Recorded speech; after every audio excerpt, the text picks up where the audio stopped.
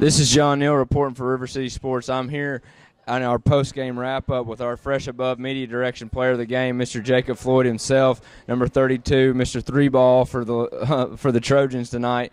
Jake, what do you really characterize or really talk about this win? Like, what led to this win? I'm just here so I won't be fined. No, I'm just kidding with you.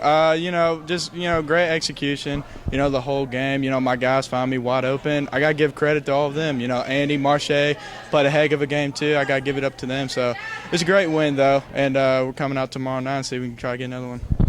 Talking a little bit about Bradley Central, as the Trojans will host Bradley here tonight, the number one team in the district. What would a win like that mean for y'all's team? It means a lot to us, and, it means a lot to the school, too. We haven't beaten them in such a long time, so it'd be a great accomplishment, especially my senior year, to finally beat them. And, Jacob, y'all really came out fast tonight, 25 in the first half. What are y'all going to have to do to put 25 together for all four quarters tomorrow? We just got to keep pushing the ball.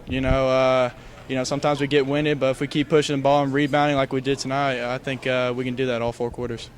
Well, Mr. Jacob Floyd is our fresh above media player direction of the game tonight with 14 points. His Trojans took the win over the visiting Eagles, as the Lady Eagles won against the girls earlier tonight. But thank you, Jacob, for being with us. And no, he won't get fined, Mr. Marshawn Lynch himself here. But this is John Neal for our post-game wrap-up.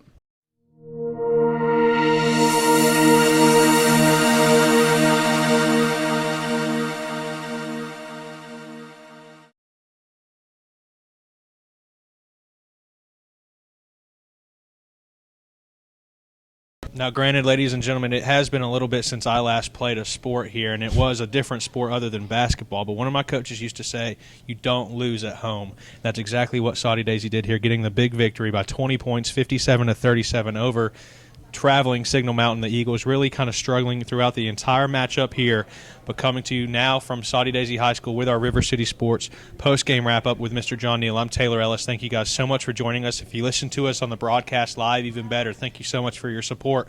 But we're going to kind of break it down, kind of crunch the numbers, get you guys basically an abridged version of what happened tonight.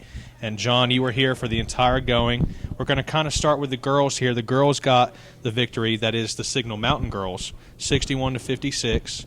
A tough kind of a struggle for the Lady Eagles throughout the entire game. Struggled early. We're down as many as 10, 12, 14 points to Soddy Daisy early. Really had to claw back. Forced overtime. Got the overtime victory. Now, John, what is something that you can take away from that effort from the Lady Eagles and something they can kind of move forward with, knowing, hey, we can play four quarters and then some with any team here? Okay, 2 words for you. Actually, I'm going to do a series of 2-word answers. Okay. Notre Dame. They play Notre Dame tomorrow night at Notre Dame High School. Probably when you see this, you're listening to this, they're going to be playing Notre Dame. They looked over the Soddy Daisy Lady Trojans, got down early as much as 12. Then another 2-word answer for you. Miss Erin Sanders, she scored 12 in the second quarter, had 6 in the third quarter, and added another 6 in the fourth quarter. She had over 30 points tonight, really got it going. She's scary fast when she gets the ball in her hands. She lays it up off the basket, has a great outside jumper. And once she got going out of that boxing one that the Lady Trojans were trying to, give her look, the Lady Eagles started to soar just like they have been.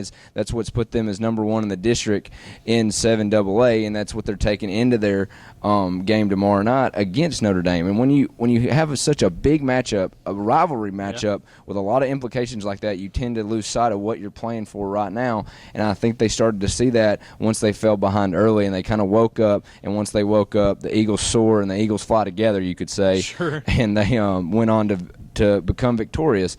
And that was something that Drew Linus really emphasized, the head coach of the Trojans. He just said, hey, we got to stop Erin Sanders. We were doing pretty good. She only had 3 points in the first quarter. Yep.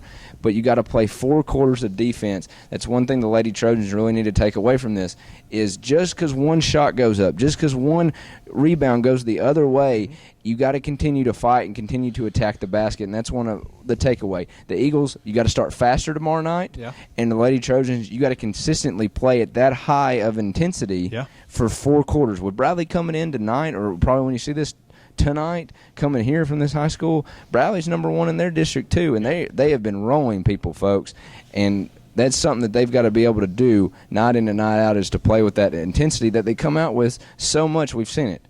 Now, give Soddy all the credit. The Lady Trojans came out, really played well. Brooke Hale, Alexis Tremere, all those girls really showed out. The game ended regulation tied at 52, so, it was a very close matchup. It was just Signal Mountain who was able to have, maybe the horses, the guns, the legs at the end there to kind of outlast Soddy and get the victory 61-56. Now, transitioning into the boys' action, it was kind of the same type of deal as far as an early start, but it was Soddy Daisy who was able to hold on to the lead, hold on to the victory, finishing with a 20-point margin of victory, 57-37. And John, I'm going to kick it right back to you before we get into the top performers. What's something you can kind of take away from tonight, saying that is something that this team, Soddy and Signal, needs to do to continue to be successful? Well, Soddy Daisy do exactly what you did in the first quarter, not the remaining 3 quarters. Jump on them and press the gas pedal. I've watched Soddy Daisy over at least 6-7 times this year in games. They're a run and gun team. Yeah. They're quick dashing team. They're cutters, kicking out to Jacob Floyd, kicking out to a Jake Flippo and Andy Wright. They're not a half-court team, and when they get slowed down to a half-court game, they find trouble into scoring. And I think that's why tomorrow night they need to come in, lace the horses up, put the horseshoes on the horses, and just start riding, because it's going to be a battle tomorrow night against Bradley Central, who is also on the boys' side the number 1 in 5 AAA after beating Cleveland the other night off of Bradley McCurdy 3 right at the end of regulation. Oh, yeah. So shout out Bradley McCurdy. You got to look at it from the perspective of where do we want to be placed in district now? They're too far down to be able to come back and get that number 1 seed. But they're still playing for something over here in Soddy Daisy, both girls and boys, and they just need to press that gas pedal. When they get going up and down, they're one of the toughest teams to beat. Trey Carter, Marsha Jeffries, I'm going to get to him in a second, and Andy Wright. If they continue to press that gas pedal and don't slow down, the Trojans can be difficult for anybody. Now we're going to get into more specific kind of details. We have our top scorers from tonight. Our Fresh Above Media Direction player of the game was Mr. Jacob Floyd for Soddy Daisy. His Trojan team broke down like this. Trey Carter finished with 10, Andy Wright with 11, Bradley Weimer with 5, Marsha Jeffries with 13, but Mr. Jacob Floyd, our player of the game, finished with 14. And John, you got to interview Jacob Floyd. You've seen it here on our breakdown here. What is something about his play tonight, or his personality, you got to talk to him? What's something that you can kind of take away from your interview with him and really kind of explain to the everyday viewer? Tomorrow night's game, or tonight's game, depending on when you're listening to this, is meaningful to the Soddy Daisy Trojan seniors. It's been a long time since they've beat a Bradley Central team. If they can put it together like they did tonight against Signal Mountain, then Jacob Floyd leading with 14, they can do that. And again, it depends on all the players getting involved. So go a little bit deeper. Besides just Jacob Floyd, they had 4 or 5 other players score. One of them didn't play until the last minute and 23 seconds. That's Logan Sutherland, a good senior coming off the bench. Reed Daniels needs to find more production from his bench. He found it last week in Dylan Treadway and got that spark with Marsha Jeffries off the bench.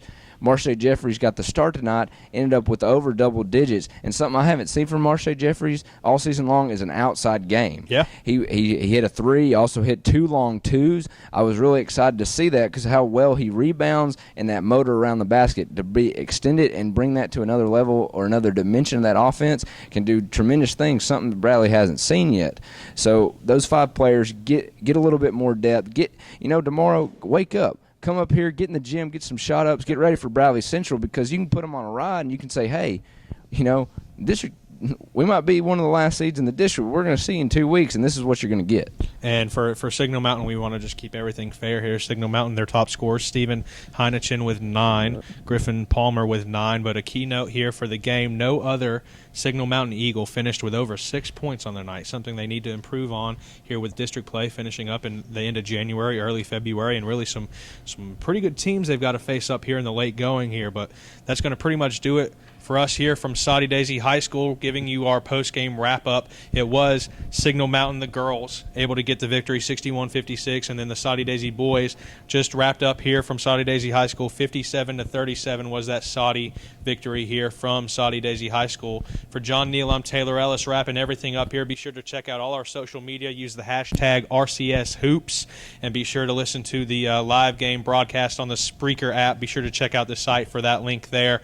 But that's going to pretty much do it for us here. Be sure to check us out next time from wherever we may be. For John Neal, I'm Taylor Ellis. Thank you for joining us.